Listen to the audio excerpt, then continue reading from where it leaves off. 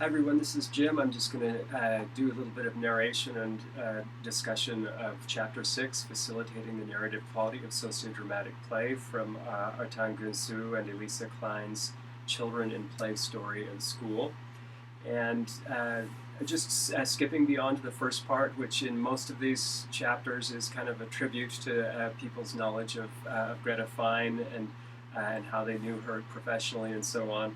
We'll get right into that first header where it says the narrative aspect of child development and pretend play. And the key thing that we're getting into here is an area that's known as narrative theory, but it's also related to schema theory, which is this idea that our vision of ourself and others out there in the world has a story or a narrative quality to it that we are building up year by year, day in and day out of our lives, so that ourself, our belief about who we are, actually has this story-like quality. Who we are is built up as a story, a characterization filled with events and emotions and people and so on. And that we also build up this kind of narrative of the world outside us. So our close-knit world of us and our people and our narrative of everything else that's out there in the world is something that's built up with story-like qualities, with everything that goes along with the story, not just the characterizations and the emotions and so on, but also sequences and grammars that kind of structure what we believe is real and how the world works and how things happen in the world. So our narrative offers us some sort of predictability to the world that we're able to kind of check and cross-check the world against. So the language there actually in the second paragraph says the narrative is the symbolic schema through which a person interprets the world. So there's this sort of story that we have about human intentions and actions and so on, and it's condensed, it's not complete. We don't actually go back through all of the data and check every instance in our lives to see what's true and what's not true, how to make this decision versus that decision.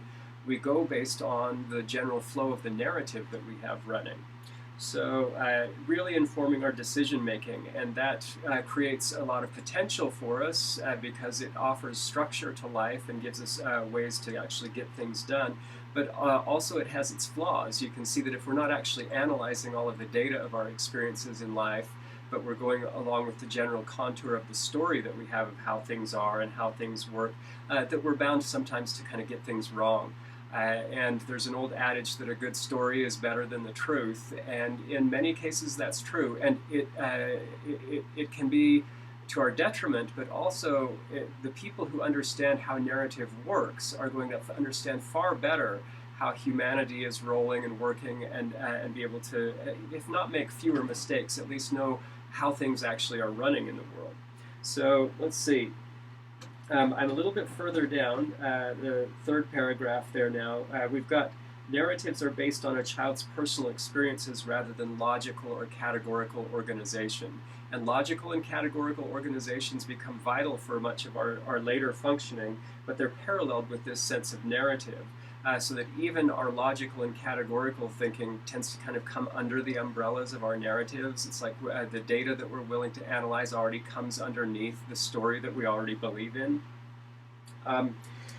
You can imagine, though, that this is sequences or narratives of just how things happen in life. So for an infant, they say that these things are emerging even before a child can speak, these senses of sequence and narratives of how things actually work.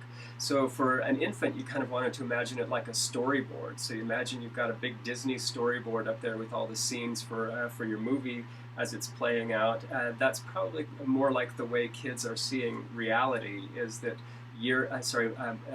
week by week, month by month, they're kind of emerging this storyboard internally for how things are working. And what's on that storyboard? For an infant, it's going to have the normal physical routines that you would expect to be getting into a narrative. So the feeding, the bedtime, the car, the clothes, all of the things that are going to be part of a child's routine.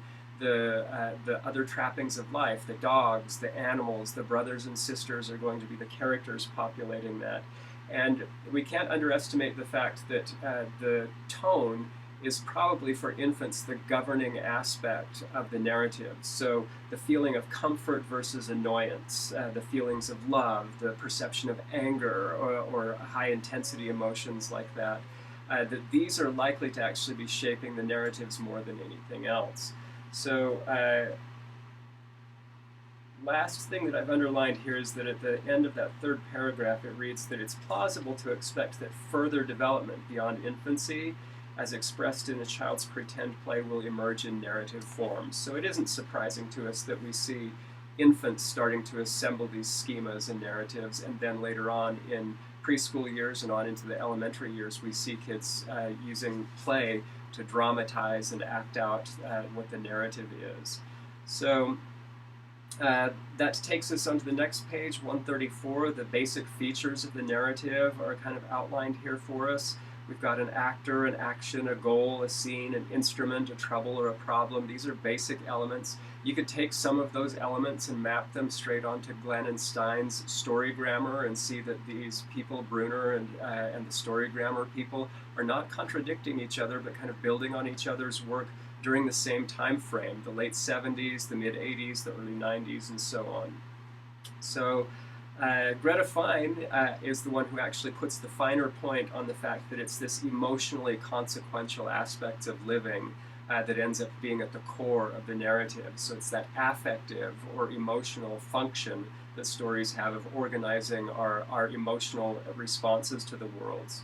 And that's our self-world and the world outside. So she says that we do this through symbolic structures. So we make these characterizations and events in stories represent the way that we're organizing our emotional experiences. And she says that this explains the origins of some of the bizarre and fantastical ideas represented in play. I'll show you some of these in class. The place that we'll go to most frequently from here on out will probably be Brian Sutton Smith's Folk Stories of Children, where he just shows what are the kinds of stories kids tell. So theory of mind comes into play here, where we've got two different kinds of minds going on. We've got one mind that is like dealing with reality, like what's going to happen exactly right now, but then also the other mind that's dealing with abstractions of reality, getting aside from reality and figuring out how can we get another angle in to see this. And this is the thing that tends to make humans different from other animals, is to get this pretend or playful angle in on reality. Think about that. Reality, beliefs, language, all of these things are our toys as humans. The same way that we see the wolves and the other animals playing with their teeth and their paws and so on, we play with our equipment. And our equipment is that theory of mind, the perception of self, the emotions, and the ability to objectify those emotions. Because we can objectify all of those things and see them as things, we can play with them, and that's what we end up seeing in dramatic play. So again, it's emphasized that this is the basic human need for making meaning of our world. This is something that we need to do that other animals appear not to need as much as we do. When it says that meaning making occurs in play through negotiations among children as they try to reach shared understanding, it's both intersubjectivity, where we're sharing this ability with other people, but when we internally reflect, then it's more of the subject and the objectivity, where we're taking a position and perceiving reality. So let's see. Ambiguity is put out there as one of the hallmarks of play, and when adults observe play or get in as teachers and try to improve the play or do things with play, sometimes they ruin it. It's not necessary. So in Chapter 5 and in Chapter 6, they're giving you two sets of ideas, ways that they think you can get involved with kids' play without ruining it. But one of the mistakes that adults often make is they get in and they try to seek clarity and define things inside the children's world of play, instead of getting in and trying to elaborate and extend and help the kids say more and do more with the equipment that they're already putting out there, the toys that they're playing with. So that's some of the theory. And in this chapter, what we're doing is we're taking the theory of play around story, and we're using that to build towards the research study that these authors are doing.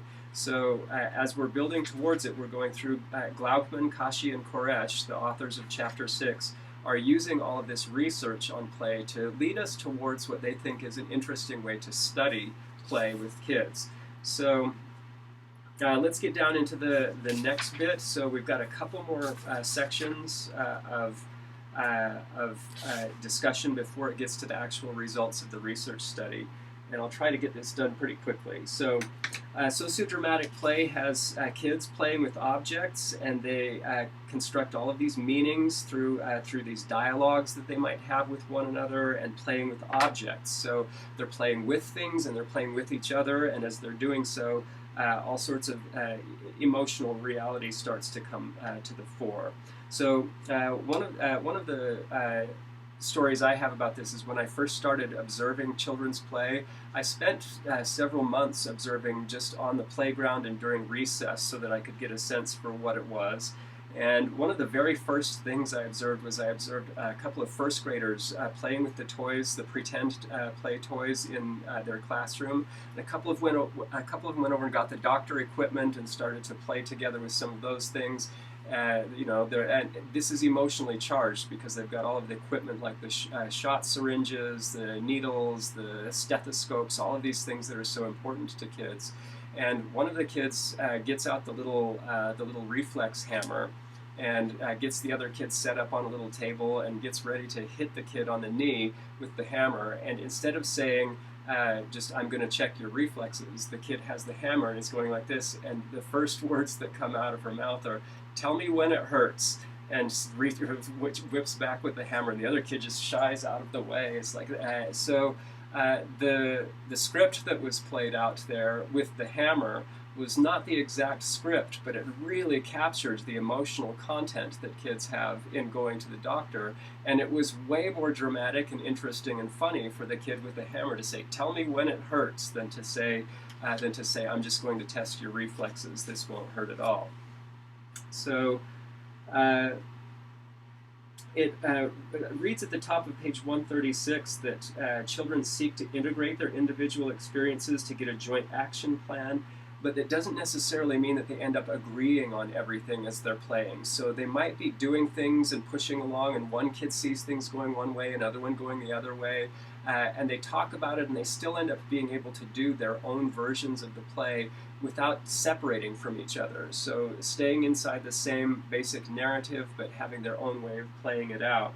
And we looked at the sequence from Catherine Garby's book about Mrs. Fingernail and Uncle Poop, and those are ones where the two kids were actually doing fairly different things as they played out that narrative, but it didn't separate. They weren't playing completely separate things. So at the middle of that page, we've got two clear definitions of play. We've got object transformations and ideational transformations. And the object transformations are pretty obvious. It's when kids are playing with stuff and they say, well, this banana is a gun, is a pretty typical thing. Or like it says here, a stick becomes a horse. But an idea transformation is when the ideas and things just kind of depart from the immediate features of the object or so on. So it says here, pretending to be a witch. Being a witch becomes the object of focus. Instead of thinking about, this is my stick horse, you're saying, I'm a witch. And so your identity and all of these things actually are the object that you're focusing on, and you're focusing on being a witch as the toy. And so I've got some examples of that, but I'm kind of taking too much time here. I want to get down to the end here, that the idea that objects are used in the service of children's pre-planned plot. This is when we get into ideational transformations. And those objects then kind of come back in when you're focusing on I am a witch. Then all of the objects that you have suddenly become objects in the witch narrative. So things that may not even bear any resemblance to their original selves. I mean, if the kid says, I'm a witch, she might grab a cup and say, and this is my cat, and that type of thing. So the narrative begins to take over, the idea narrative. At the bottom of 136, I want to emphasize it says that children can act symbolically on a fantastic level of play only when they're free from the associative connotations of the objects, toys, and props of the immediate environment and their physical features. And I like to emphasize that because you can see in this quotation that when we become free from the associative connotations of the objects, we liberate ourselves. We're able to think beyond the exact things that are sitting in front of us. And this is so human, for us to kind of get away from the qualities of just the literal what is in front of us, and be liberated and start to create a self and a narrative, and to become actualized through that freeing aspect of imagination. So let's see, into the next section, play interventions, imagination, and the narrative. So that ability to liberate oneself from the institution depends probably on some comfort with the institution of school itself. The kids who are going to do best at pretend play in school are the ones who kind of get what school is about, and that you're free to play and explore yourself there.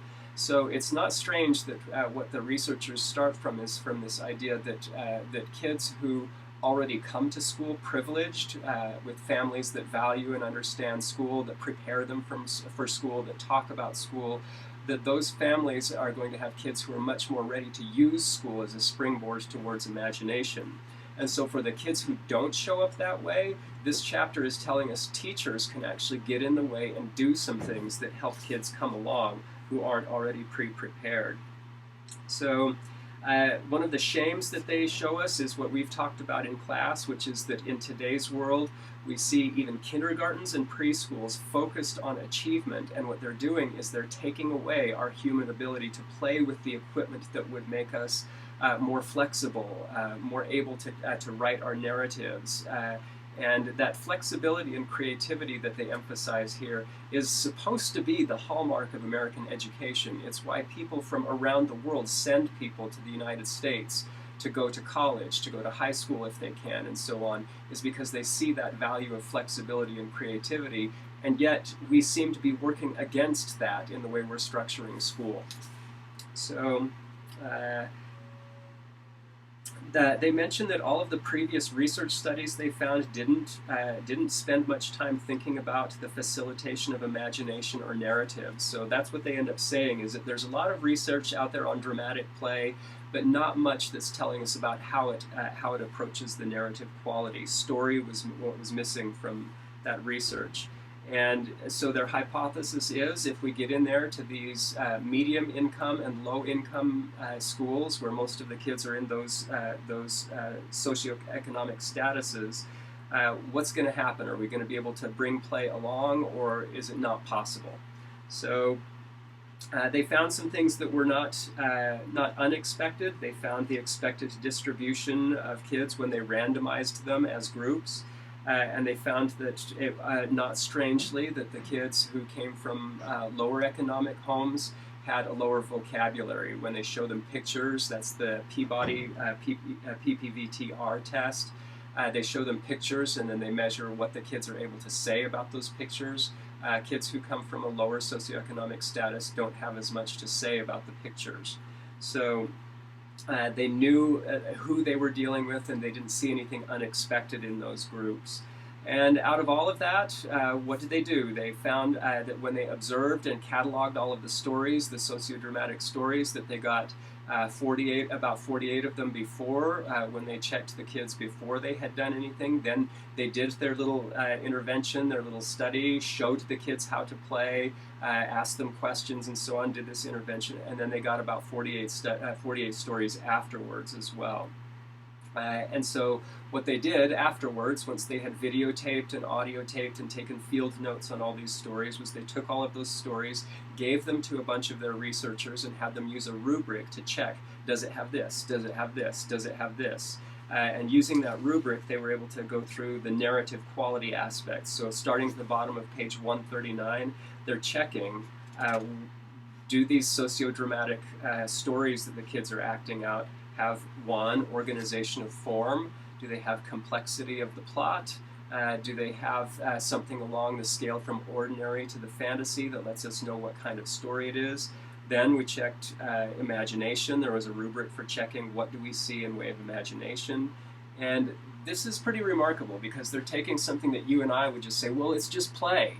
Let it be what it is. And they're saying, no, you can actually look at something and say, this is kind of what makes it into imagination. This is kind of what makes it into a story. And if we can all agree that we see it or don't see it, then we have some agreement on what play actually is. So the subscales of imagination there. So then they just did the analysis of all of these stories to see what they could get. And so I'm going to flip over to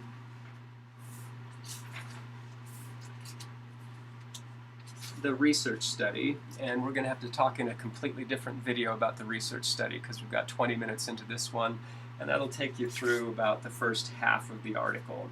All right?